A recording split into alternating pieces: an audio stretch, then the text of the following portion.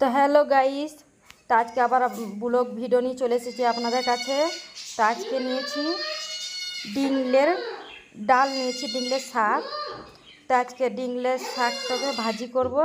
আর যে ফুলগুলা বেরোবে সেই ফুলগুলা দিয়ে একটা বড়া বানাবো। তো আমি ডিংলের আজকে লটটাকেও নিয়ে নেবো। লটটা নিলে পরে ডাঁটগালা ভাজা খুব ভালো লাগে খেতে। তো এইদিকে আমি লতা গোটাকে ছিলে নিলাম, ছিলে ছালগুলো এই ফেলে দিলাম। আর এদিকে শাকটো ছিলে পরিষ্কার করে বনিয়ে নিয়েছি। আর এদিকে ফুল কোটা যে কোটা রেখেছি, তো ওই ফুল কোটা আমি আজকে বড়া করব। তো অল্প ফুল, ওই অল্প একবেলা মতন হবে বড়া করে নেবো। তো ফুলের বড়া খুব সুন্দর লাগে খেতে। তো আমি অল্প বাটে ওই জন্য আমি এই ফুল কোটা বানানো হয়ে গেল। আর এদিকে 25-এর মতো মসুরি ভিজিয়েছি। আর এদিকে আমি সব কাটাকুটো করে নিয়েছি, সবজি কাটাকুটো হয়ে গেল।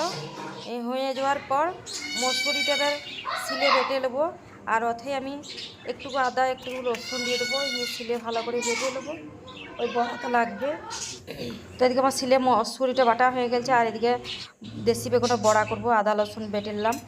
আর এদিকে দেশি বেগুনটা বড়া করব, তার জন্য আমি ব্যাটার তৈরি করব। সেই ব্যাটারের জন্য পরিমাণ মতো লবণ দিয়ে দিলাম, হলুদ গুঁড়ো, লঙ্কার গুঁড়ো। আর এদিকে দেবো একটা ডিম।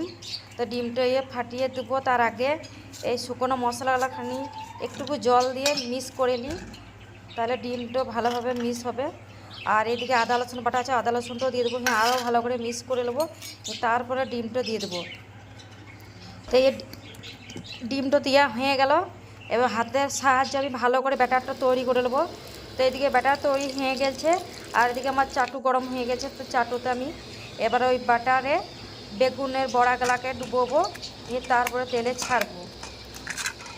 তো কত সুন্দর ব্যাটারটা তৈরি হয়ে গেছে। আর এদিকে আমি পরপর গ্যাসে চাপালছি। আজকে গ্যাসে বড়াগুলা করব, গ্যাসে হালকা আঁচে করব যেন না পুড়ে, তার জন্য গ্যাসে চাপিয়েছি।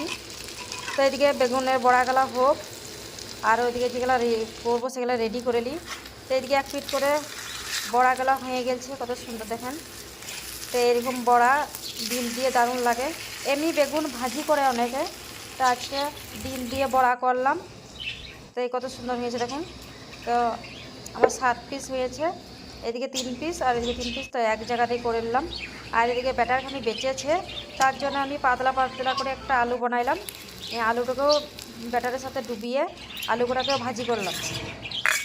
ওই যেটাতে ব্যাটার করেছিলাম বেগুনের বড়া করার জন্য, ওইটাতে আমি ডিংলের ফুলকোটার বড়া করে নেবো। তো ফার্স্ট এই মসুরি কলাইটা, যেটা আদা রসুন দিয়ে বেটে রেখেছিলাম মসুরিটা, তারপর দিয়ে দিলাম হলুদ গুঁড়ো, লঙ্কার গুঁড়ো, তারপর দিয়ে দেবো পরিমাণ মতো লবণ। এই লবণ দিয়ে ভালো করে মাখিয়ে এবার তারপরে বড়া গোটাকে এবার তেলে ছাড়বো। তো এই তেলে ছেড়ে দিলাম পরপর। তো এইদিকে অল্পই একবেলার মতো, আমরা 6 জন আছি, তো 6 জনের মতন 6টা ভাগ করে করে নিলাম। তো 6 জনের মতন করে নিয়েছি। তো মসুরি দিয়ে করে নিয়ে এমনি ফুল শুধুই বড়া করে খাই। তো আজকে ফুলটা অল্প ছিল, ওই জন্যেই খানিকটুকু মসুরি দিয়েছি। তো ওইদিকে মসুরি বড়াটা হয়ে গেল। মসুরি দিয়ে ডিংলের ফুল দিয়ে বড়া করলাম। আর এইদিকে সেই যে ডিংলের শাকটা কেটে রেখেছিলাম, তো ওই ডিংলের শাকটাতে একটুকু আলু দিয়েছিলাম, একটুকু বেগুন দিয়েছিলাম। এই বেগুন দিয়ে ওটা ভাজি করলাম। এবার হালকা সিদ্ধ হয়ে গেল। তারপরে যে আমি কুচনো রসুন রেখেছিলাম, এবার এরকম হব হয়ে গেছে, তারপরে দিয়ে দিয়েছি, দারুণ সেন্ট বেড়ে। তো এদিকে আমার সব রেডি হয়ে গেল। আর এদিকে সবারই ভাতও বেড়ে নিয়েছি। তো ভিডিওটি যদি ভালো লাগে লাইক শেয়ার কমেন্ট করবেন, আর অবশ্যই ভিডিওটি দেখে পাশে থাকবেন।